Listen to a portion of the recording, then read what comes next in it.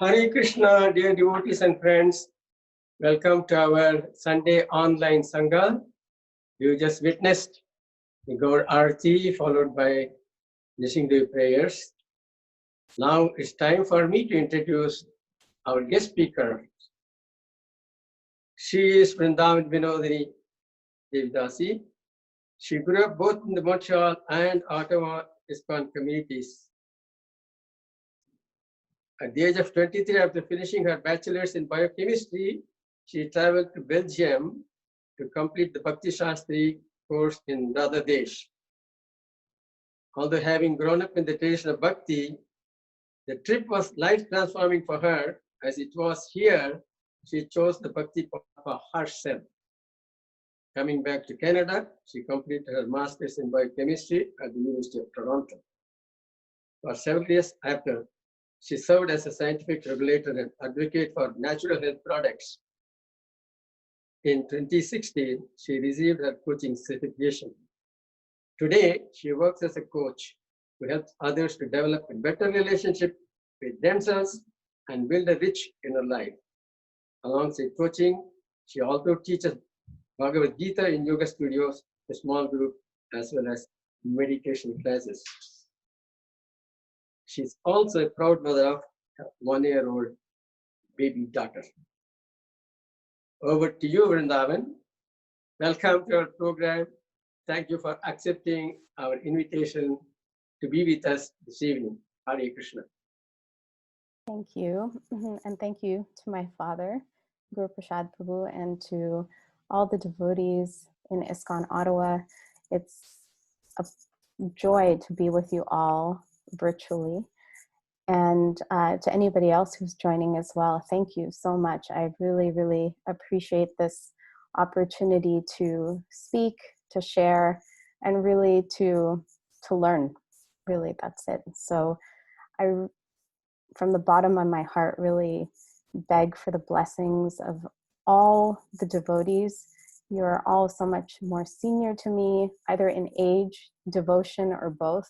And so I am so much in need of your blessings. So please, please, please bless me, and please feel free to correct me as well. I would really appreciate it.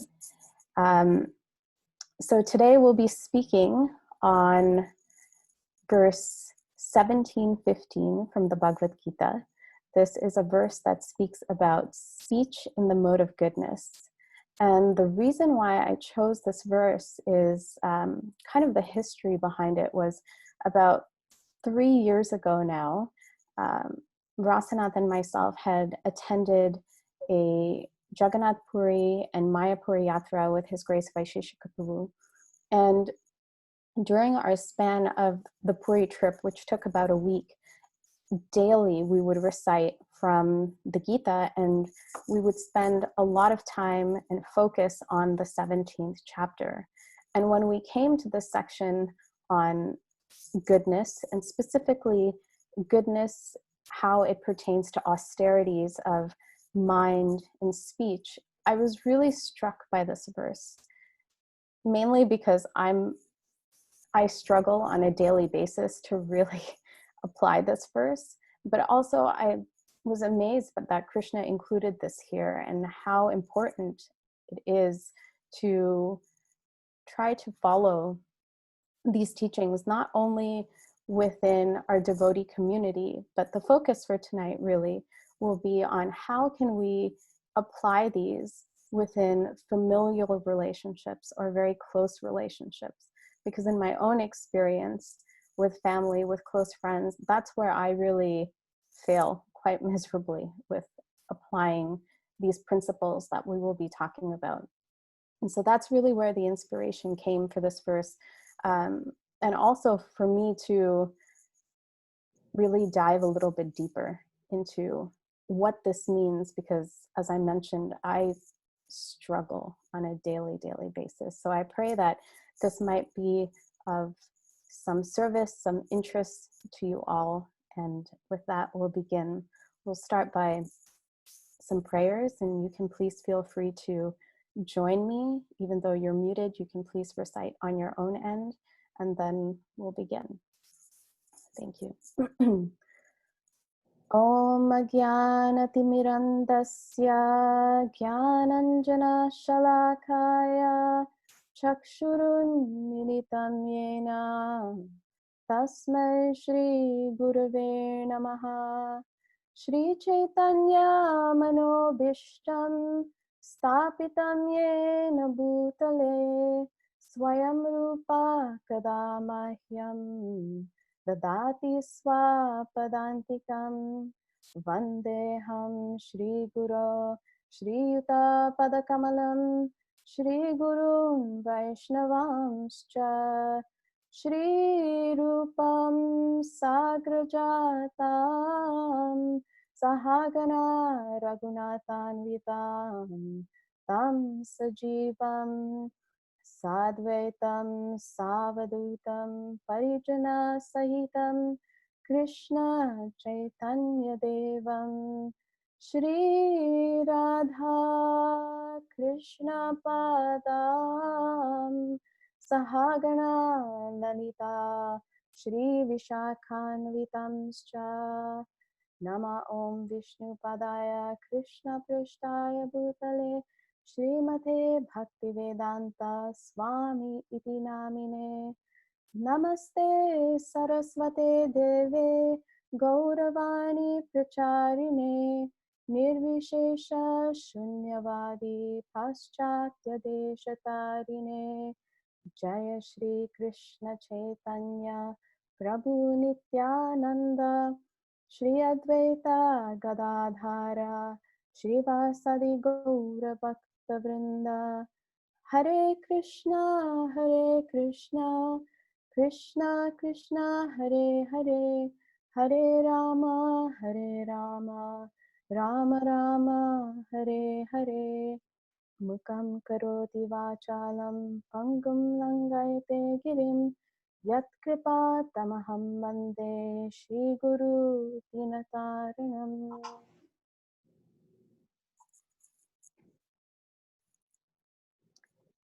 So we'll begin by reciting the verse from the Gita. Once again, for anybody who's following, it's chapter 17, verse 15.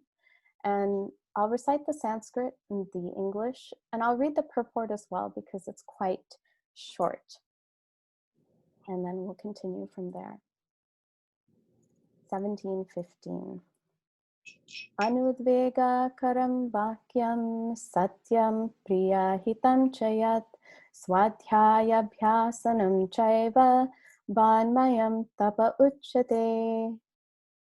Austerity of speech consists in speaking words that are truthful, beneficial, pleasing, and not agitating to others, and also in regularly reciting Vedic literature. And so the purport.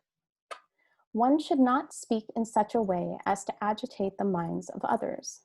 Of course, when a teacher speaks, he can speak the truth for the instruction of his students, but such a teacher should not speak to those who are not his students, if he will agitate their minds. This is penance as far as talking is concerned. Besides that, one should not talk nonsense. The process of speaking in spiritual circles is to say something upheld by the scriptures. One should at once quote from scriptural authority to back up what he or she is saying. At the same time, such talk should be very pleasurable to the ear.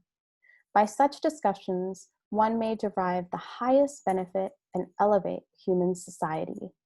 There is a limitless stock of Vedic literature, and one should study this. This is called penance of speech. So once again, we'll talk about this in the context of how we can apply this with those who are close to us, our family members, anybody who are friends, relatives, anybody who we feel really that we can be free with. Because in my own experience, sadly to say, I feel that applying this verse is actually more challenging than when I apply this with those who I may not have as close a relationship with. And so one thing that I'll request is that we'll try to make this class as interactive as possible. So please, please participate. I know it can sometimes be a little odd virtually, but would really appreciate your own sharings, as I hope that this collective Sangha can really help to, that we can help one another out by trying to churn this topic. And so, from this verse, we hear that speech is an austerity. And this verse is also backed up by the first verse of the Nectar of Instruction, where we hear Rupa Goswami say, "A sober person who can tolerate the urge to speak, the mind's demands, the actions of anger, and the urges of the tongue, belly, and genitals, is qualified to make disciples all over the world."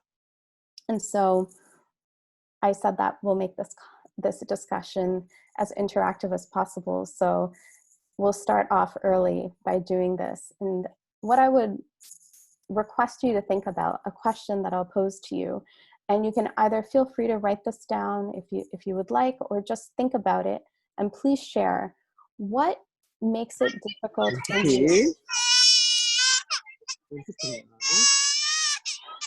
I think that might be Rasana with our daughter. So 1 second, I'm going to mute him. Or perhaps he's already done it himself. Okay. So coming back to what makes it difficult for you personally? Try to make this as personal as possible. This isn't a general, well, I can imagine this is why somebody might find it difficult not to speak, but really personally for you, why is it difficult to tolerate the urge to speak? Would anybody like to share? If so, you can please unmute yourself, or you can also put your answer down in the chat.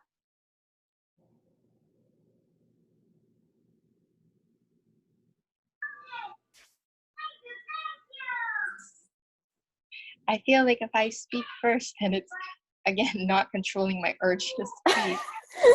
That's not true. I actually really appreciate it, Bridget. Thank you. I was thinking that sometimes I have a hard time because I really think that my opinion is right. And I want to, make sure that people know that, or something along those lines. I relate to that so much. Thank you. Yes, definitely. That urge to be right, or to vocalize that my opinion is right. Thank you so much. And thank you so much for going first. Even if I don't need to be right, I need to be heard. So I like to be part of the equation. And I feel like impelled to be heard. It is. So it's part of what gets decided. Okay, thank you so much, Lakshmi Moni Prabhu. Yeah, that's a very powerful one, to be heard. Yes, and to be part of the discussion. Absolutely. In fact, to be honest, as you say that rings very strongly for me. And I had written a few out for myself, and interestingly enough, that I hadn't included that one. So thank you. Yes, for sure. Anybody else? We'll take one more. Hello? Can you hear me? Yes. Yes, I have a situation here where a tenant owes me more than 6 months rent and he never pays. And when I get on the subject, it just brings frustration. And I'd rather not talk about it, because when I talk about it, I get mad, and or I get, but I'm leaving it to the justice now. So, but it's still delicate. So, okay, that's it. Yeah, sometimes our emotions can get the better of us. Yes, definitely, and that can affect that urge to speak, for sure. Thank you for sharing. And so thank you to all those who shared. A few that I had thought of, and perhaps this might resonate for some of you. that if it's somebody who's close to me, right, there's this feeling of I can be free and I can just say whatever I want, right? And there's just almost this position I'm putting somebody in that they never signed up for, that they get the unfiltered version. And even if there's no need for me to speak, I still do. So that's something I face and something that I struggle with. And I notice for me is something I need to overcome in terms of needing to tolerate. The other thing is that it's easy to get triggered. Somebody says something, whether good, bad, positive, negative, or anything in between, and somehow that triggers something within me, triggers my false ego, and there is no space that I can actually create in that moment to actually contemplate and see, is it necessary for me to speak, or can I let this go, or can I choose to be silent for the moment?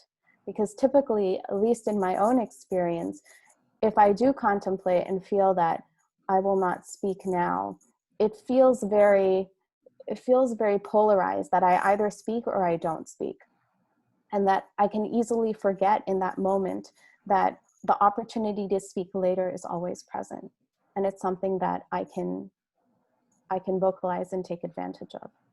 So these are just some of the numerous types of urges that really come upon us, and that we may face in our own personal struggles in tolerating the urge to speak.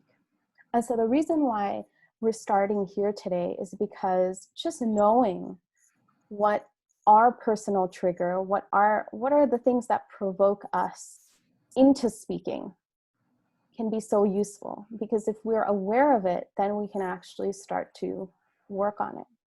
And so I would encourage you, if you did not get a chance to speak, or if you didn't get a chance to write it down, please feel free to do so. It's a powerful exercise, because by doing so, we'll know what's actually going on inside.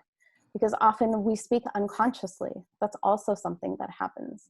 And so to be more intentional and to be more conscious requires giving space and focus to recognizing what actually propels us to speak. I see Lakshmi Moni Prabhu also wrote here, definitely, this is such a great point. And she wrote, sometimes we speak because the sound of silence is uncomfortable. Been there, absolutely, yeah. And why is it uncomfortable? That's the question we need to ask ourselves. Why is it uncomfortable? Somehow it's provoking some discomfort for me, because possibly somebody sitting next to me is completely comfortable. And so we'll notice that one thing in trying to apply these principles, a common theme is creating space. Creating space and creating time to actually take in what's coming at us, whether it's an experience, whether it's words, whether it's body language, tone, a situation, and really creating a gap. Viktor Frankl, there's a quote that he says, and I'll probably bungle it a little bit, but the essence of it is this: there's a space between stimulus and response. And how can we widen that gap between stimulus and response? Because that's really what the mode of goodness is all about. It's about what is in that space. Because when we can stay longer in that space between stimulus and response, the intelligence actually has a possibility, a fighting chance to actually inform us and to allow us to be much more intentional. When we react immediately, very motive passion, right? And that isn't to say that there aren't situations and times where that isn't needed, but how often do we work in the mode of passion as opposed to actually trying to create that gap to truly see what is necessary in this moment? And so we'll continue to speak about how to create this space. What are some ways in which we can do this? And so I'd love for us to have time, as much time for questions as possible. So I'll try to touch briefly on this. My apologies if I ramble a little bit. This is my first time giving a Sunday feast talk, so please forgive me for any inadequacies. Can you please repeat the sloka once again, please? Yeah. 17th chapter. 17th chapter, 15th verse, and that is, austerity of speech consists in speaking words that are truthful, pleasing, beneficial, and not agitating to others, and also in regularly reciting Vedic literatures. Okay. How about goodness and tolerance? Goodness, and can you say a little bit more about that, perhaps? Goodness and tolerance. Mm-hmm. When you tolerate a subject, when you tolerate some situation, are you in good position or in passion or ignorance, and what conditions you are? It depends on the situation. Without knowing the specifics, it can be difficult to discern. Sometimes tolerating can be in the mode of goodness, and that's required. And sometimes tolerating can also be very much in the mode of ignorance, because in those times we should be using our ability to speak.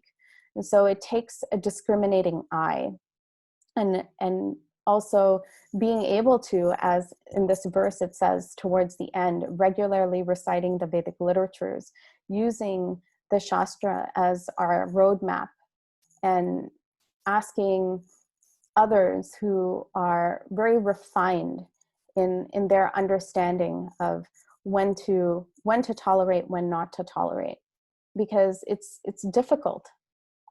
Once again, from my own experience, it can be confusing as to when tolerating is in the mode of goodness, passion, or in ignorance. So, okay. Yes, thank you. Somebody else wrote something in the chat. Sometimes we stop the urge to speak if the next person cannot understand, or if we fear being misunderstood. Okay, so this is a beautiful segue, I think, actually, into going into, we'll try to speak about 3, perhaps we won't even get to all 3, of these really 5 things that Krishna is talking about, right? Truthful, pleasing, beneficial, not agitating, regularly reciting Vedic literatures. So we'll start off with truthful. And so once again, in the context of a relationship, right? So what does truthful mean? Would anybody like to offer their thoughts on that? And think of it in terms of, with a family member, what does that mean? Your speech being truthful.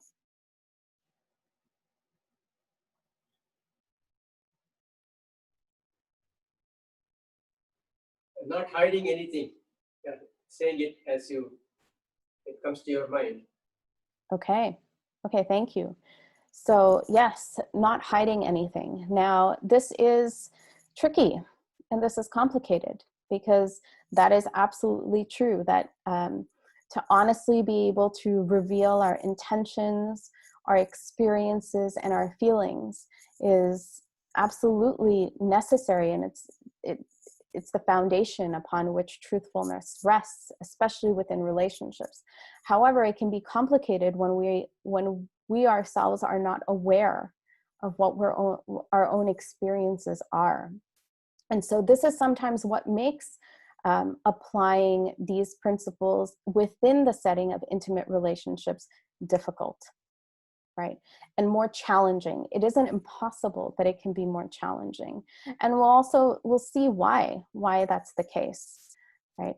And so also, someone has written that truthful is to say what I think is correct. That's my perspective, and the listener may or may not agree with that, because the listener's reaction is harder to control. It's really, I really feel like Krishna's here because it's amazing. Even these chat responses are actually just kind of leading the way I was thinking I would kind of go about this discussion. So thank you so much to all of you who are putting your comments in the chat. Also, what came up was vulnerability. Yes, definitely. And so how do we strive for truthfulness in intimate relationships? Well, one of the things that I'll put out there, and this was brought up in the chat, right, is that there are two or more, perhaps, differing viewpoints, right? That's always the case. There's two or more subjective experiences that are going on. And as much as we are trying to the best of our ability, or perhaps we aren't able to communicate to the best of our ability, and that's another challenge that adds another layer to this, is we're not privy to what's going on inside for somebody else. And so the way in which we respond and the way in which we speak, and I'll just give two simple examples, and I think Rasanath is on the line, so forgive me, I'm going to use a couple of examples from our own interactions, where the way in which we speak and the way in which we convey truth can be specifically, with respect to this verse again, agitating to somebody else, that it actually doesn't fulfill the mandate or the purpose of this verse. And so this is how sometimes we may communicate our perspective of the truth. So two ways. There are many, many more, I'm sure. I'm guilty of this on a daily basis. I say this with a lot of shame, actually, because one would think that perhaps by now I would know better. Exaggeration and definitive statements. So exaggeration, this happens practically every morning, okay, in our household, is when I say to my husband that you never put the milk away. You never put the milk away. And so you never put the milk away is an exaggerated statement, because there are definitely times where, many times, he has put the milk away. But in that moment, I am expressing my truth of my experience and my feelings. It's not actually reality, but the way in which I'm communicating, trying to express, is communicating that I feel like this is the truth, that you never put the milk away. The other example of a definitive statement is this dish or this preparation is too salty. So in a case like that, that is my subjective experience, that this preparation is too salty, that perhaps to somebody else who was to taste it, it would be perfect for them. And so what does this reveal? Because this is happening to us constantly. The way in which we experience the world is the way in which we communicate it back to others. And that becomes a reality, and to some degree, that can become our truth. And so part of this desire and movement towards being truthful and in speech is also within a relationship moving towards how can both parties or all those in the situation move closer to the truth, right? And one way in which to do this, and this is what came to me immediately, and this is difficult to practice, and yet this is really, I feel, the only way, is to recognize and remember constantly what Srila Prabhupada states in the introduction to the Sri Ishopanishad. And what he states there is that the human being, that the living entity, is conditioned to 4 defects. Does anybody remember or know what these 4 defects are? And if so, would you care to share them?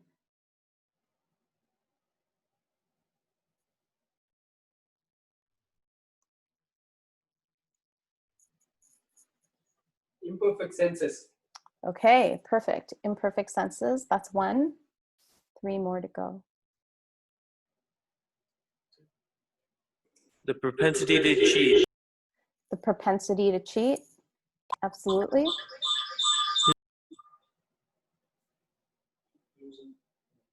Illusion. Yes, being illusioned, yep. And the last one is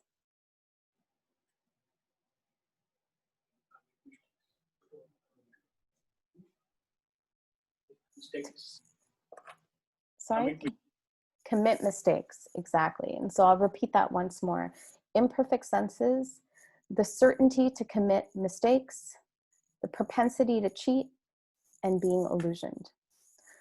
So how often, I'll put it out to you. I mean, this was a question as I was preparing for this class. I was just thinking to myself, how often do we remember this in our own day-to-day lives? And how often do we remember this, especially with those we are close to? From my own conditioned state, I can say I never remember this. I don't, because the false ego is wiring us, and especially those of us who have that tendency or that need to be right.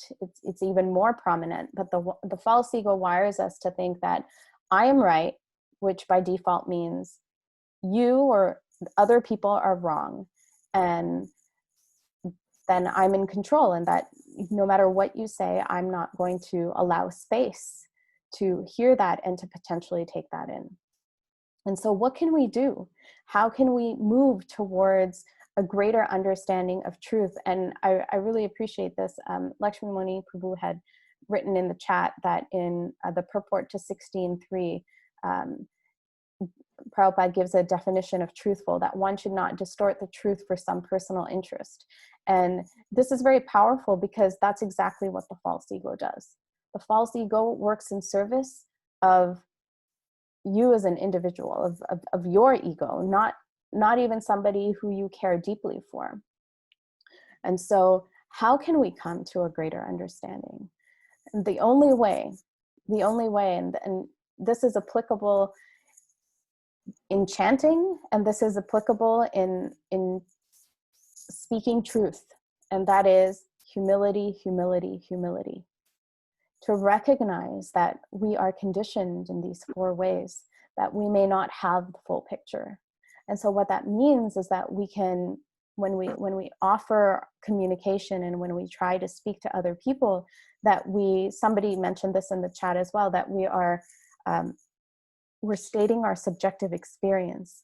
But we could add to that, the intentionality comes in the mood in which it's conveyed, and that is humbly, with humility, stating that this is what I'm experiencing, or this is what I'm seeing, but I may not be seeing the full picture. Can you please help me to understand more? And that when both sides can do this, then there's a greater chance to actually come to the actual truth and to reach genuine understanding, as opposed to trying to convince one person that what we're seeing is the truth and whatever they're seeing is wrong. So that is one piece of this. So from here, we'll move to, if there are any questions, we can take them. If it's okay, we'll take them at the end. We'll continue on along to beneficial. And so this is the second point, the third point, but second in my list. Point of what it means to practice the austerity of speech, that speech is beneficial. And so what does that mean? What does beneficial speech mean? Now, we may think, and this is true, that it's beneficial to the other person on the other side who is receiving our speech. But in actuality, it should be beneficial for all. It's not just the person who is the recipient, but rather even it should be beneficial to me if I'm uttering those words. And so this reminds me of something that I think it was pretty early on in our relationship, Rasanat said. I think he said this, he wasn't trying to call me out, but I realized more and more how much I do this, that perhaps you have been in this position of offering words in this vein, or perhaps you have been the recipient. But either ways, that we've all been subject to receiving unsolicited advice. Yes? Yes, especially if you're younger, that's the case, but it doesn't matter, age doesn't matter. We all receive unsolicited advice. And what Rasanath was saying to me is that if you notice that often the person who offers and speaks the unsolicited advice is at the end of the interaction the happiest of the two people in the interaction. They walk away feeling extremely happy. They're they may be giving themselves a pat on the back, or they just might be feeling very satisfied and fulfilled. Whereas the person who received the advice, sometimes they may truly appreciate it, but oftentimes, at least being on the other end of unsolicited advice, are shaking their head, kind of going, but I didn't ask for it. I didn't really want to hear what you were saying. I mean, I appreciate it, but I don't really think it pertains or it really applies to me, right? And so this is an example of how even in our desire to speak beneficial words to somebody, it takes, once again, intentionality, and it takes space to be created, to see and to recognize, is there a willing recipient on the other end? Right? Because if there isn't a willing recipient on the other end, and I'll actually go back and read this part in the purport, right? Prabhupada actually says that when a teacher speaks, he can speak the truth for the instruction of his students, but such a teacher should not speak to those who are not his students, because it will agitate their minds. And so we see here that agitation of the mind can be in different ways. It could be that the person truly gets upset, but the person may also just feel a slight annoyance, even perhaps, and that's agitating to the mind. And so we need to really be able to discern, as Stephen Covey says, what is your circle of influence? Is this somebody who will genuinely receive it with happiness, with gratitude, or and I recognize this for myself when I have given unsolicited advice, that otherwise it's just some subtle sense gratification. We're speaking because we almost want to hear ourselves speak, that we're not really taking into account, is the other person truly wanting this, or if it's necessary for them. And so we have a beautiful example within the Bhagavad Gita itself of how Krishna embodies this.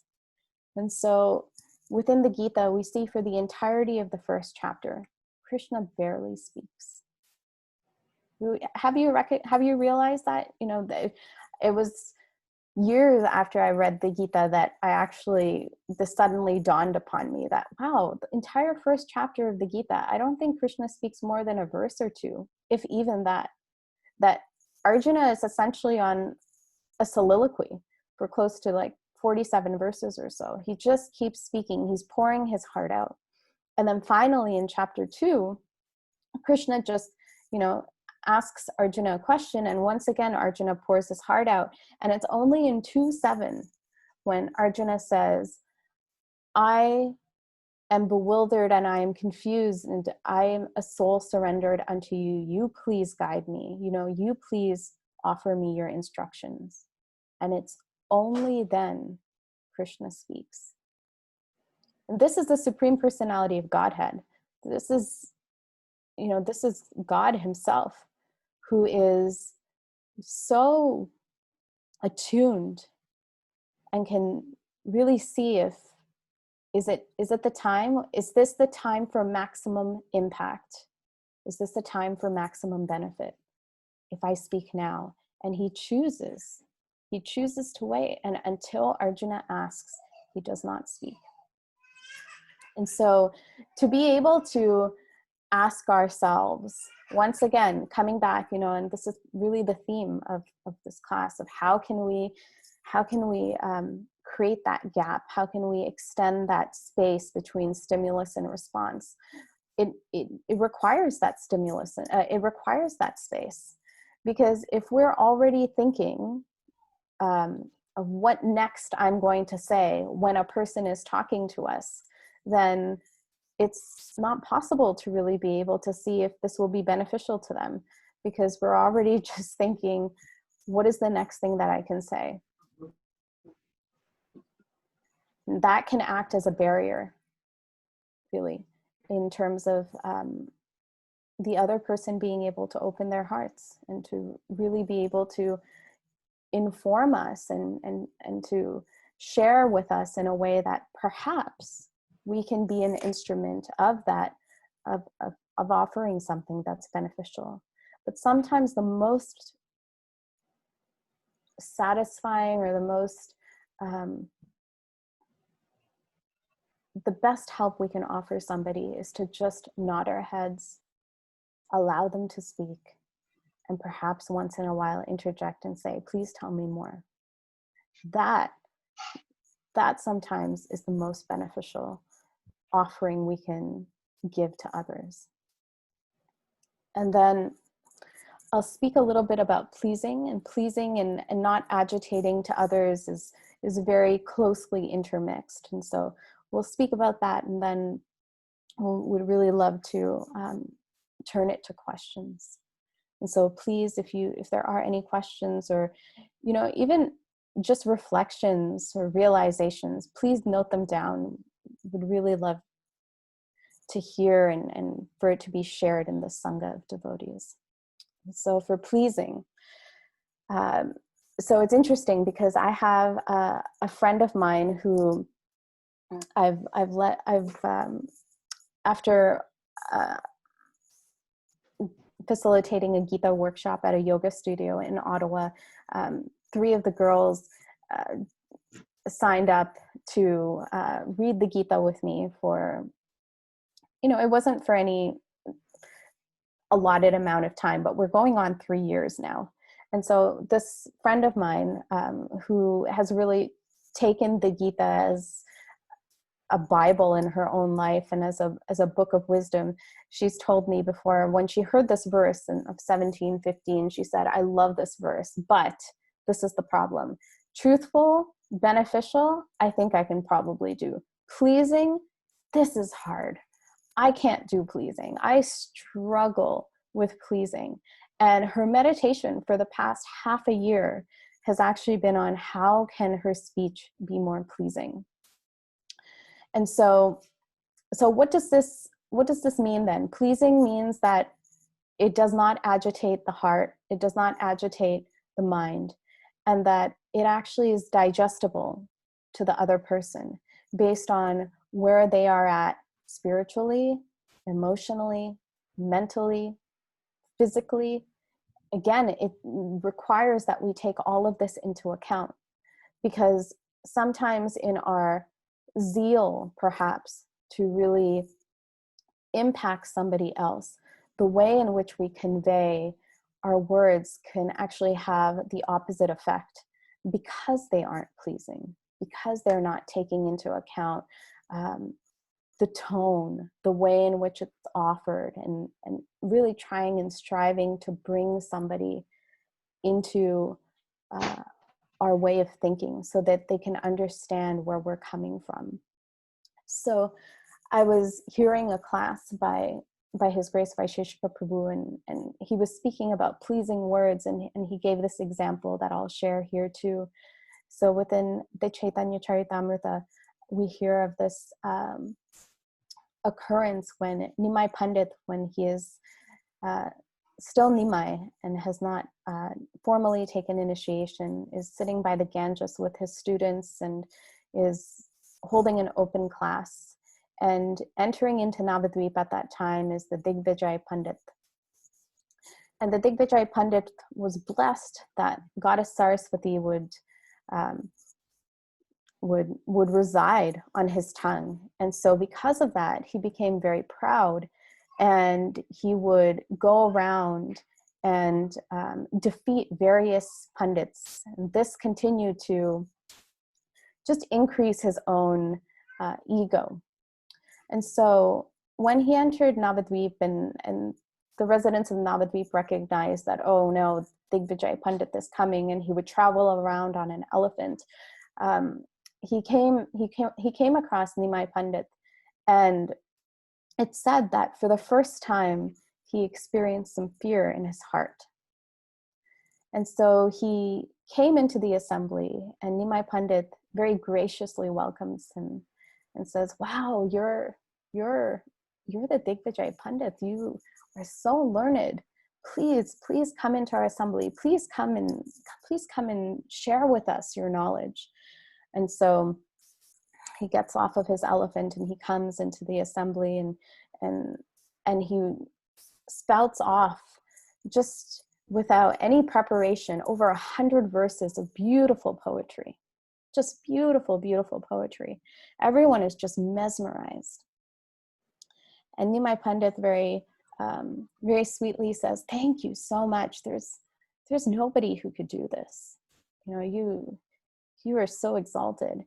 And then he says, in a very sweet way, he says, let's analyze some of these verses that you've just offered to us. And the Digvijay Pandit is taken aback, because analysis means that perhaps there's something wrong with it.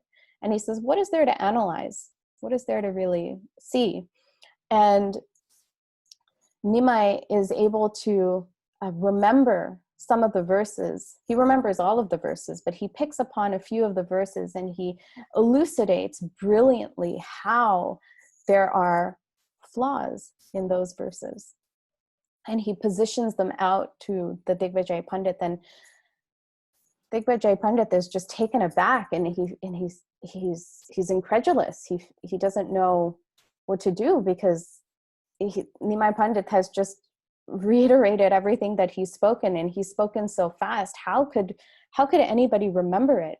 And then Nimai says, "Can you please, offer your explanation? I've just spoken. Can you offer your explanation?" And the Digvijay Pandit is unable to speak. He can't say anything.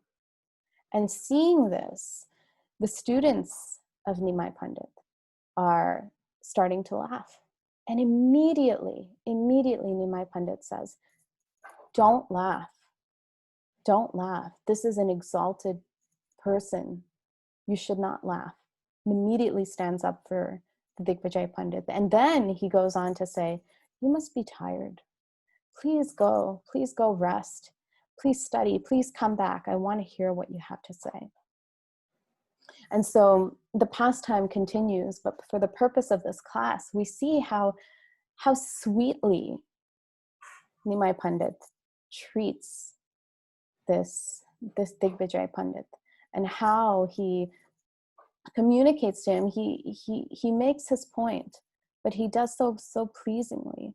And he also ensures that he doesn't feel any embarrassment or any shame, when his students start laughing at him. Instead, he rebukes his students, and he says, "Don't do this. This isn't okay.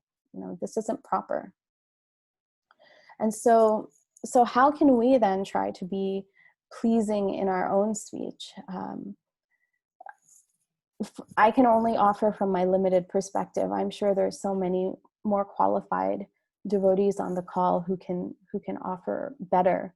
But for speaking from my own realization, I can say that it's difficult. I find it very difficult. I find it very challenging, because I can so easily get triggered. And so to be able to communicate that I'm worrying that whatever I'm about to say to you right now may come off as strong. This is not my intention. To be able to bring the person in and to reveal to them, to, as somebody mentioned in the chat, to be vulnerable, and to say, this is something I'm working on. My speech isn't so pleasing. I need to work on this more. But in the process, please be patient with me, right? And to say, I'm still learning how to speak pleasingly. So please forgive me, give me feedback. so that I can do better. And again, humility, humility, humility. Humility is the key, because when we can actually admit our shortcomings or areas where we feel less qualified, then it garners greater understanding. And the person on the other side is more receptive to hearing, even when we're not able to really embody these qualities fully, but they see that we're trying and that we're working towards it. And so all of these that we spoke about today, they don't work unless it comes from a place of genuine care. And it can be easy, and the mind very often can take anything and make it into a tactic. But if used in that way, it won't have the outcome that we're really searching for. And most importantly of all, it won't be pleasing to Krishna.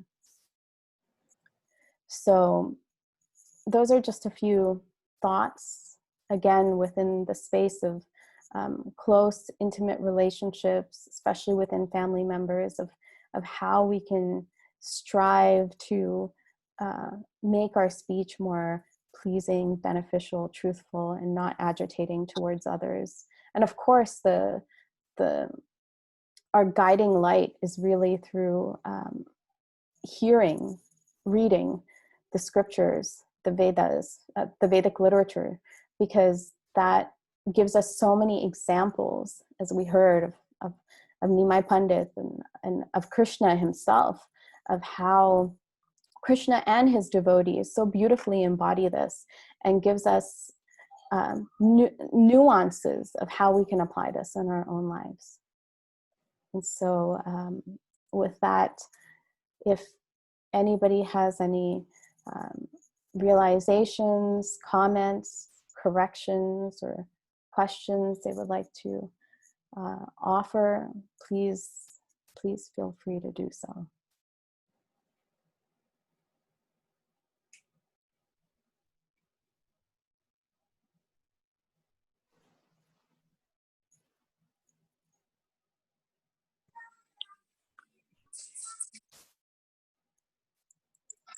Just wanted to say that sometimes the most pleasing thing is to not say anything.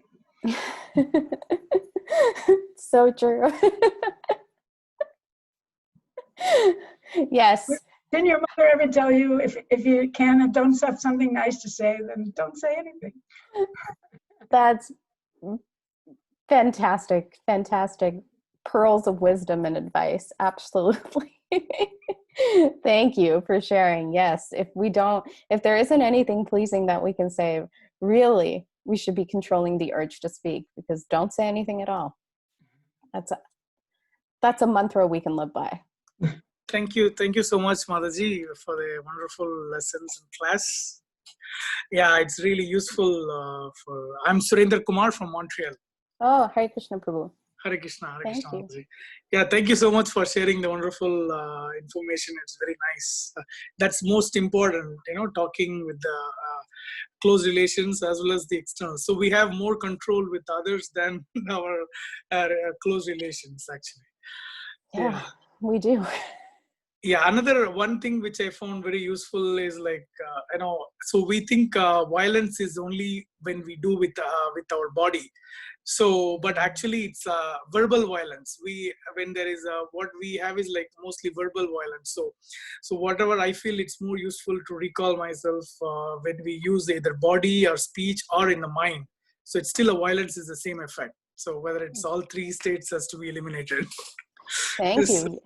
Yeah, very powerful. That's so true. Thank you for bringing that up, that our speech can be very violent. And in fact, that's what we're experiencing very often within society. And that one of the things that Prabhupada so often mentioned to his disciples, and that as aspiring devotees, we should really aspire towards, is we should become perfect ladies and gentlemen. That's what he said. And that a big part of that is actually sweet speech. Sweet speech.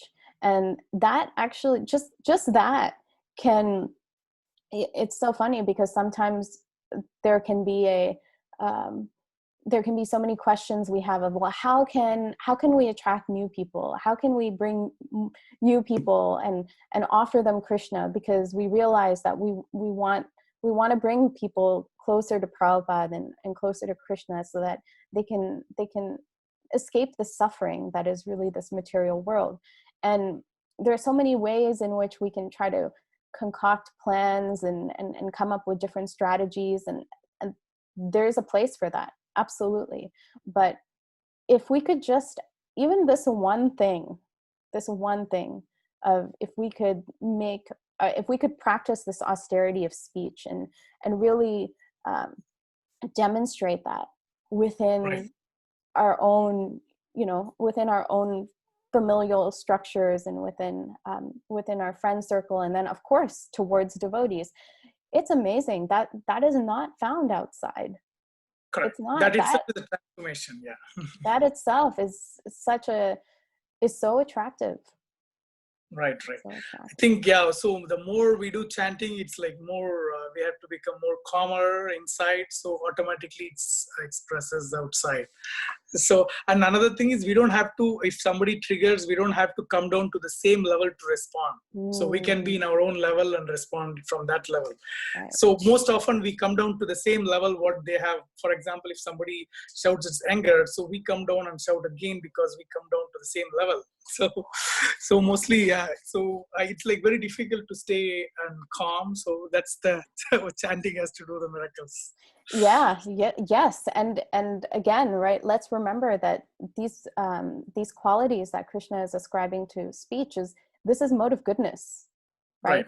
And in order for myself at least to even hope to come to the mode of goodness, chanting, hearing, being in the association of devotees, that's really the only way.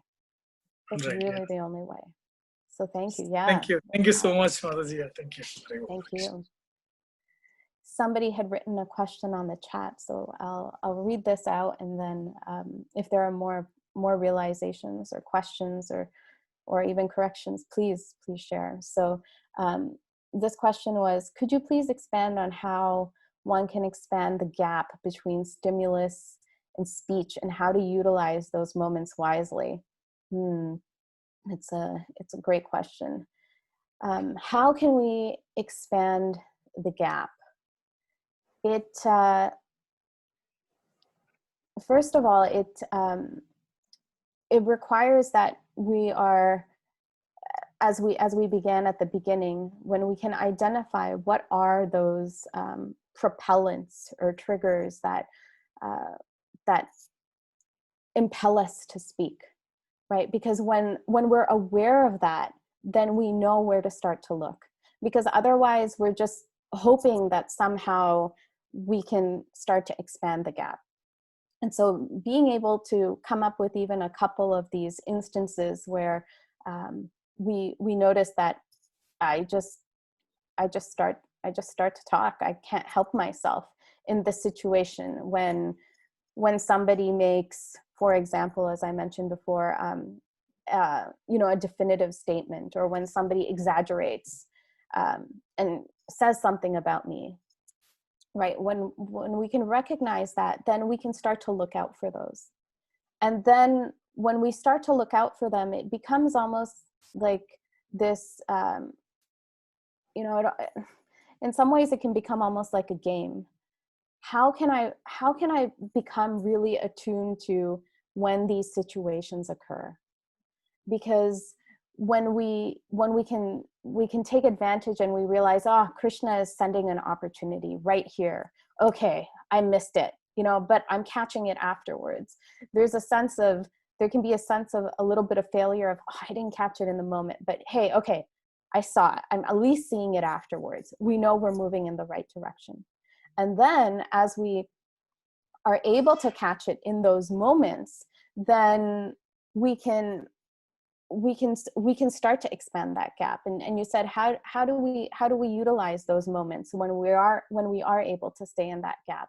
Because sometimes it can mean silence. And as Lakshmimani Prabhu mentioned earlier, silence can seem uncomfortable or weird or disconcerting, either to yourself or to the other person. And so the way in which we can utilize those moments, it can be as simple as saying something along the lines of, I need a minute to think about that. You know, so if it's a remark that's coming towards us and it's triggering us, we can perhaps say, I need some time to think about it. When it is something that we're just feeling impelled to kind of speak on, we can also notice this is really where we can apply these filters. You know, that's really how I visualize these qualities that Krishna is giving us and that Prabhupada is elaborating on, that these become like filters. So it's almost like, okay, I want to say something. This is what I want to say, because the mind is so quick. And so the response is already there.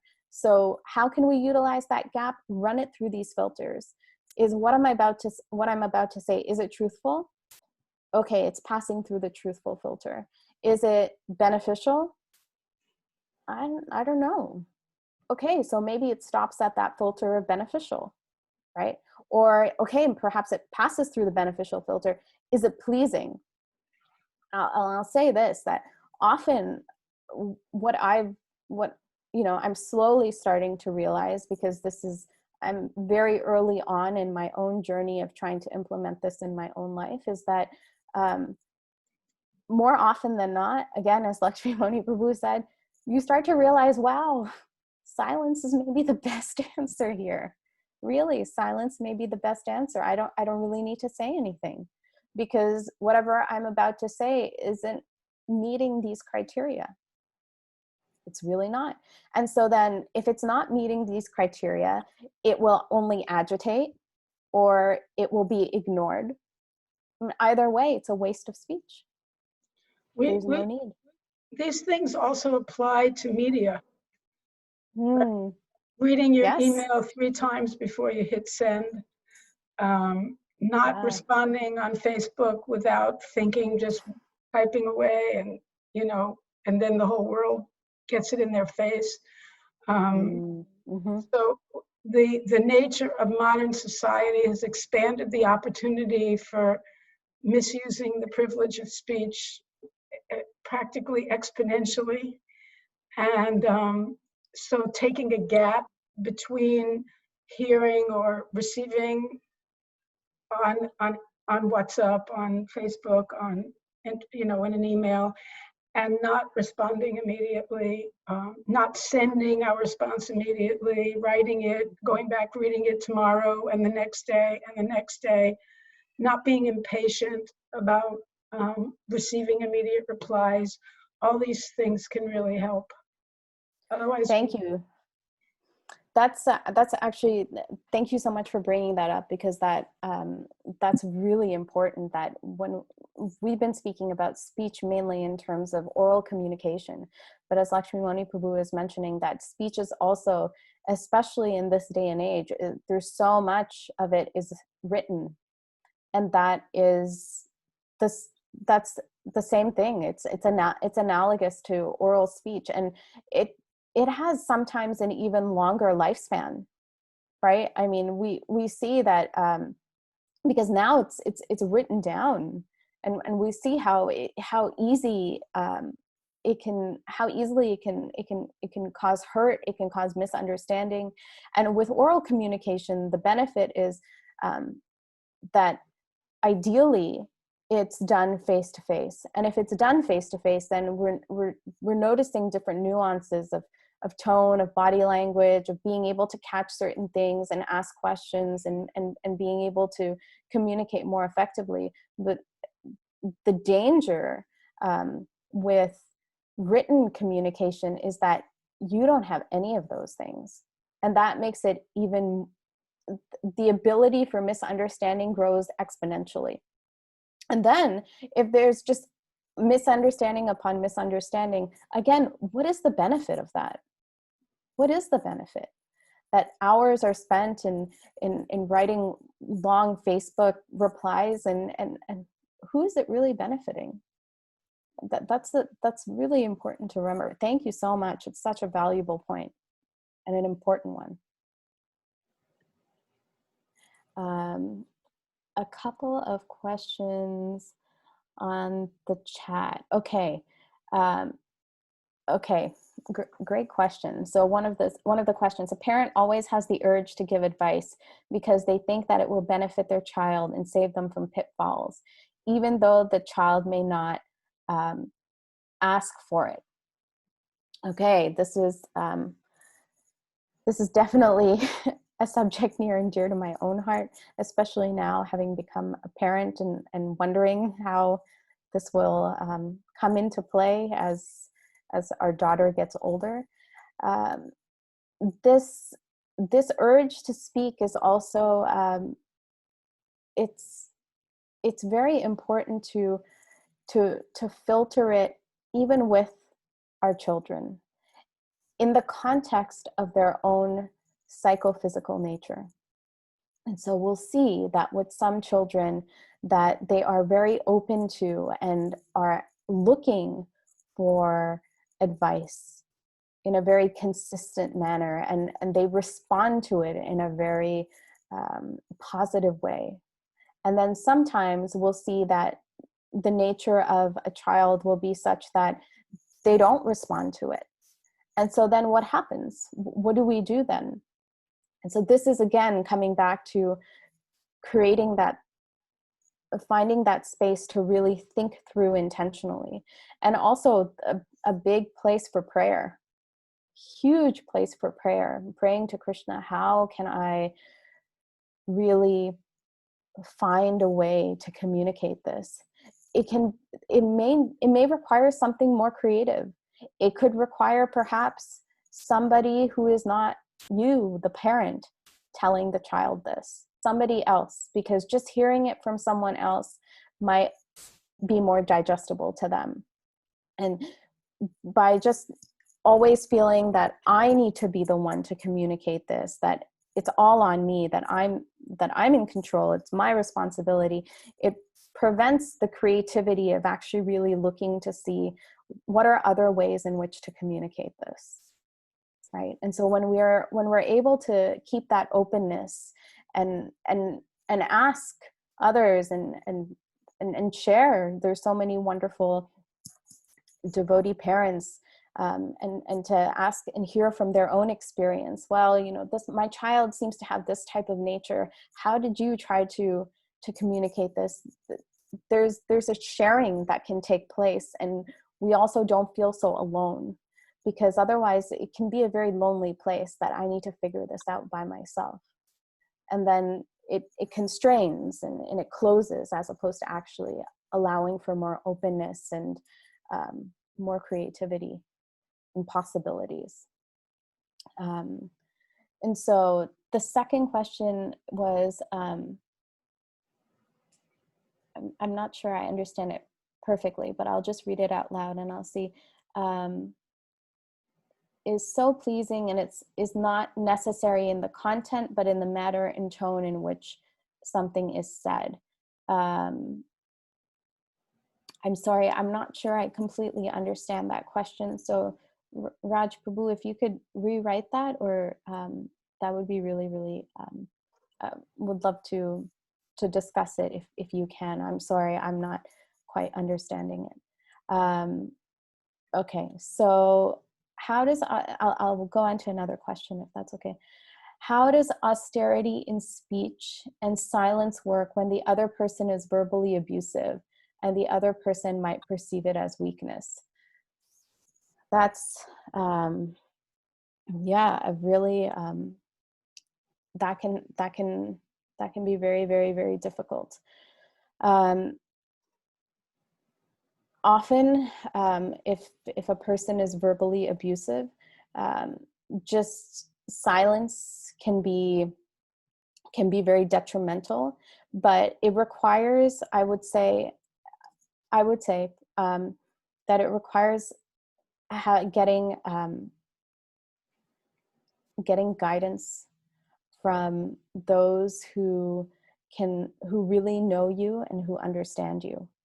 because outside, without knowing the context, and this is probably more of a general question, because we may experience this from time to time in our lives, but it really it's really dependent on the situation. It's really dependent on how it's affecting you, to also understand why the other person is doing this, and to do that, again, by ourselves, because many times we feel like everything is on us to figure out. And so to reach out to senior devotees, to those who are experienced, and if we can, again, from the nectar of instruction, hopefully have relationships in our lives where we can speak our minds in confidence and inquire confidentially, that would be the best place to go to. Because when just being able to speak it out to somebody else already can help you derive some clarity. And that can be invaluable, just being able to do that. And so we require that.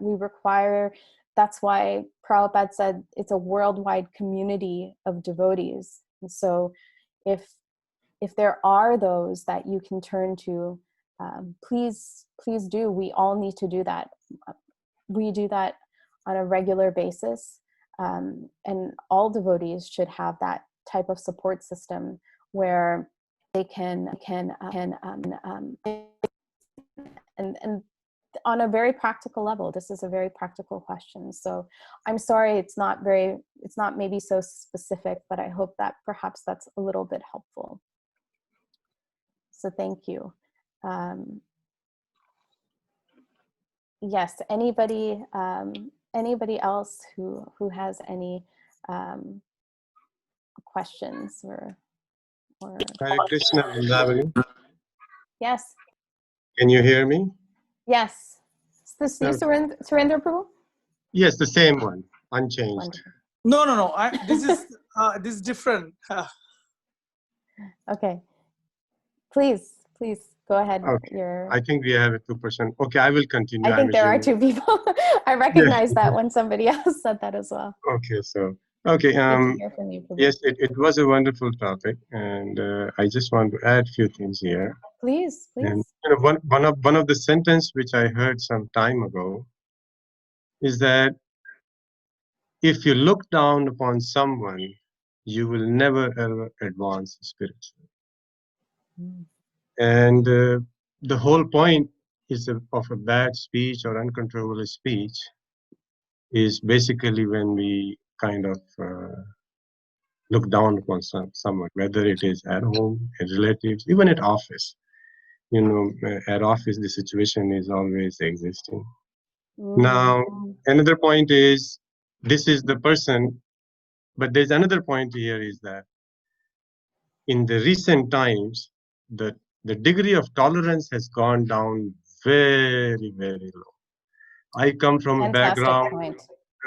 I come from a background where I cannot even explain right now here what we have spoken to each other and what my grandfathers and all have spoken to there, because in the modern world, especially I have seen in the cities in India and in the Western world, the bodily identification is very, very strong, and I am learning that these days. It was going very smooth, but now things have changed, and the working environment has changed, and it is taking a very Virat Roop. I mean, there's so much philosophy we can discuss, but point is that there's a big room for prayer, which is correct, and Srila Prabhupada is one of the greatest examples. On the stage, he couldn't handle Naxalites, and that's it. All he did is started Kirtan, everything went down. And there's a big story. But in a relationship, whether at office or here, for example, in the office, I get into trouble at times, and silence is golden, because I am always at a receiving end for obvious reasons, because power always wins. But a delivery-oriented relationship settles down a lot of things. And end of the day, when you deliver what a person needs, because everybody needs a satisfaction. I want this. It's basically, it's a demand that is not being met, and then that comes out as a speech. It's called Shabdaban. Basically, in Hindi, we call it, the Shabdaban means the arrows of the words. It's a proper term. So if you satisfy that delivery, it settles down, and then over the long period, the understanding is established. Same thing among our relatives, and here also we can transfer that delivery into seva or a service. And because what happens at times, either you're tired of this or that, or something happens with the relative and this and that, and sometimes tolerance go out of control. Now tolerance is almost at the negative level. Everything is taken out of proportion. Yes. No, most 99.9% great point. of these talks, if you really think in a nutshell, it's zero. There is no gain. It's a very powerful. Even at the office or here, everywhere.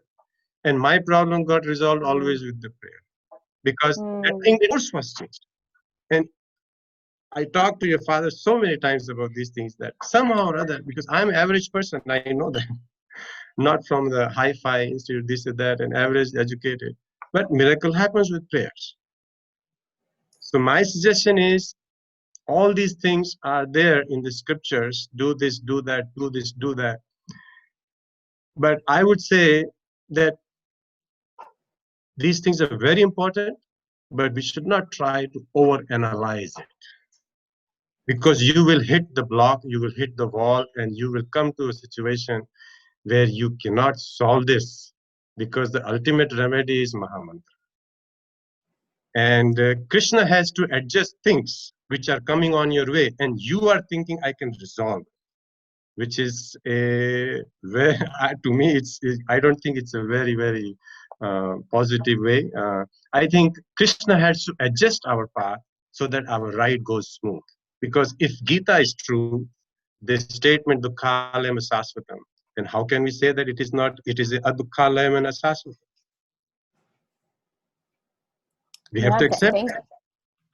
And there are so many examples. As a female, the biggest example as inspiration in my life is Shakuntala Bai. Pandharpur. Every female should read that story. Then for male, there is no limit to it. There's a nice book by one of the Prabhupada's disciples, my dear most friend something, and there are 4 or 5 good devotees are there. How prayers have resolved their issues. So that's all I have to say. Thank you very much. Thank you. Thank you so much. So many points that you mentioned. One of them that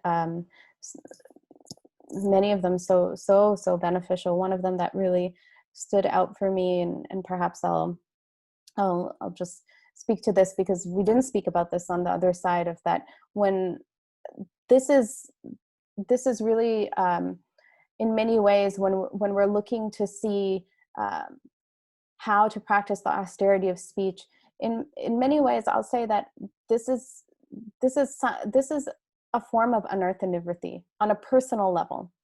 On a personal level, this is a form of anartha nivritti. We need to really look deep, right? And that is where the effort section, effort portion is necessary, or the endeavor portion is necessary, right? And when we hear in the pastime of Damodar Leela, Mother Yashoda binding Krishna, that it was grace, and grace comes through prayer, definitely, and then and also endeavor. And so when we look deep for ourselves to really see, where is the false ego coming up, how can I really work on this, and then that becomes the prayer to Krishna. Krishna becomes very satisfied. I've seen this in my own life, and that's how we can genuinely pray in a mood of helplessness and surrender. And the other piece that you were speaking about which is so true of tolerance, that when we're on the receiving end, perhaps, of speech that is not filled with these beautiful qualities of goodness, to also be able to tolerate and to recognize that perhaps this is where we can extend compassion to others, that perhaps that they're going through a rough time, or they're having a bad day, or perhaps they're at the end of their rope, and that we don't need to be triggered when somebody else is finding it difficult, perhaps, to practice this, if they are trying to practice this. And so that point of personally being able to tolerate as well was just very, very powerful. Thank you so much. Hare Krishna. Hare Krishna. This is Mandala Ram. Thank you so much. I really like this verse. I also memorized it just because it's such a good reminder for me as well. And I just had a reflection. Please. Just with the verse itself, how the austerities are speaking words that are truthful, pleasing, beneficial, and not agitating to others. But it's just so unique how the last one, which kind of facilitates for all of those beneficial aspects of speech, are regularly reciting the Vedic literatures. And I know after we read a chapter of Bhagavad Gita from Chad, or our weekly discussion, or even after a class like this, it just gives so much inspiration to the self and satisfaction to the mind, and just how to apply it in one's own life practically. I think it, just by reading the Srimad Bhagavatam, Bhagavad Gita, like you said, that there's so many examples in there that you can relate to one's own application of it, and then imbibe all of those great qualities. So true. Thank you so much for sharing. Beautiful reflection. Beautiful reflection.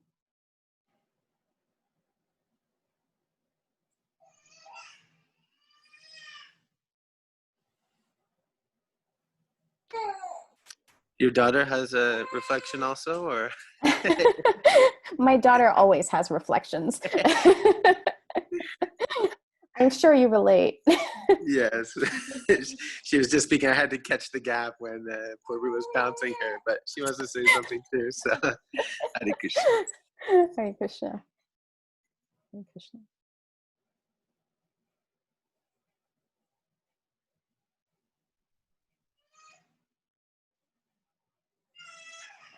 All right.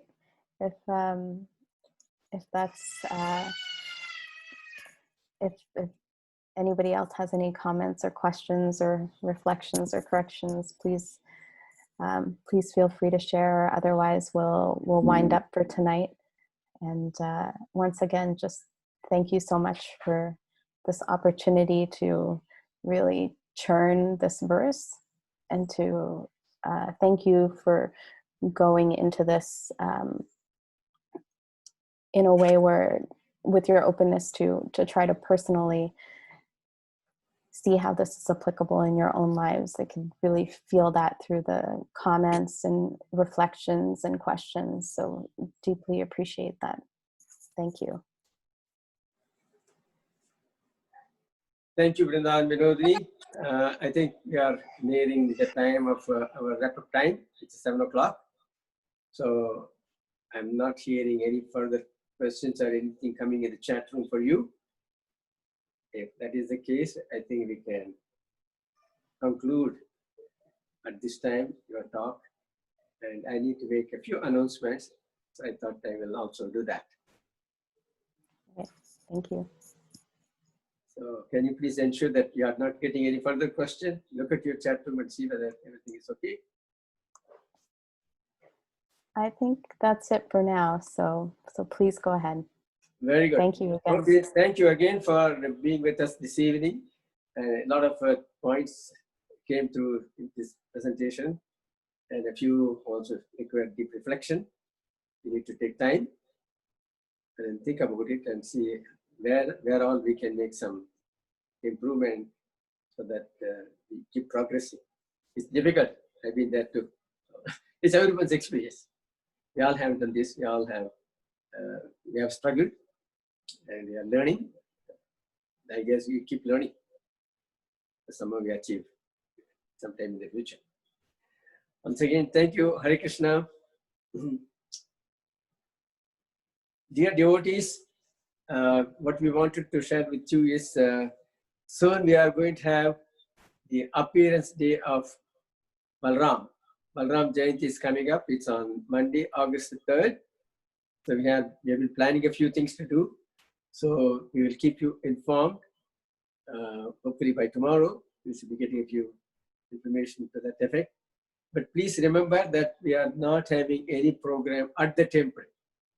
It's not just for Balram Jayanti, even to further to think about Janmashtami, which is coming up on 11th of August. And right after that, Srila Prabhupada Vyas Puja. None of this occasion is opening the temple for large congregation.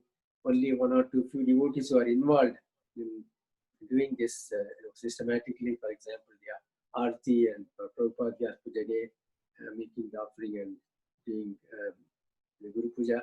So a handful of devotees may be required there. Otherwise, we will give you further instruction, further information on how we intend to go about it. So please watch for emails coming to that effect. All right. Thank you all for being with us this evening. Now we will conclude saying that we'll see you again on online another time. Hare Krishna. Hare Hare Krishna. Thank you, Prabhuji.